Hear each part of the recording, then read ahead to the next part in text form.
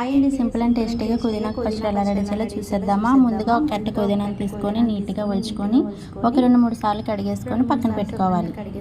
Stove అంటించి కళాయి పెట్టుకుని అందులో ఒక 2 స్పూన్ల నూనె వేసి నూనె వేడెక్కిన తర్వాత 1 స్పూన్ మినపప్పు, 1 స్పూన్ ఆవాలు, 1 స్పూన్ జీలకర్ర, 3 ఎండుమిర్చి వేసుకొని పోపును వేయించుకోవాలి. ఇలా వేగిన పోపును ఒక ప్లేట్లో తీసుకొని పక్కన పెట్టుకోవాలి.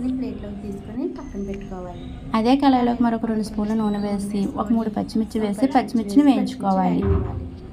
ఇలా పచ్చిమిర్చి వేగిన తర్వాత ముందుగా శుభ్రం చేసుకున్న పుదీనాకు మొత్తాన్ని వేసుకొని ఒకసారి బాగా కలుపుకోవాలి.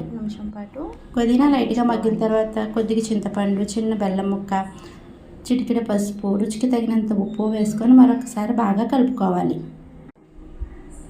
ఇలా కలిపిన తర్వాత మూత పెట్టుకొని ఒక 2 నిమిషాల పాటు పుదీనాకును మగ్గించుకోవాలి.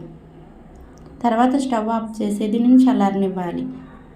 మిక్సీ జార్లోకి ముందుగా చల్లారిన పోపును వేసుకొని ఒకసారి మిక్సీ పట్టుకొని తర్వాత చల్లారిన పుదీనాకును కూడా వేసేసుకొని మరొకసారి మిక్సీ పట్టుకుంటే ఎంతో టేస్టీ అయిన పుదీనా పచ్చడి అయితే రెడీ అండి. మీరు కూడా ఇలా ఒకసారి అయితే ట్రై చేయండి. ఈ వీడియో నచ్చితే తప్పకుండా ఒక లైక్ అయితే చేయండి.